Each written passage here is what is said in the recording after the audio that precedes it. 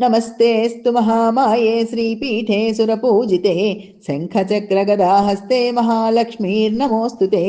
नमस्ते गरुडारूढे डोलासुरभयङ्करी सर्वपापहरे देवी महालक्ष्मीर्नमोऽस्तु ते। सर्वज्ञे सर्ववरदे सर्वदुष्टभयङ्करी सर्वदुःखहरे देवी महालक्ष्मीर्नमोऽस्तु ते। सिद्धिबुद्धिप्रदे देवी भक्तिमुक्तिप्रदायिनी मंत्रमूर्ते सदा देवी महालक्ष्मीर्नमोऽस्तु ते। आद्यन्तरहिते देवी आदिशक्ति महेश्वरी योगज्ञे योगसम्भूते महालक्ष्मीर्नमोऽस्तु ते। स्थूलसूक्ष्मे महारौद्रे महाशक्ति महोदरे महापापहरे देवी महालक्ष्मीर्नमोऽस्तु ते। पद्मासनस्थिते देवी परं ब्रह्मस्वरूपिणी परमेशी जगन्मातर्महालक्ष्मीर्नमोऽस्तु ते।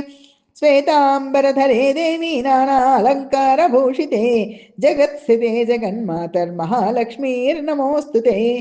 महालक्ष्मी अष्टकं स्तोत्रं यः पठेत् भक्तिमान् नरः सर्वसिद्धिमवाप्नोति राज्यं प्राप्नोति सर्वदा।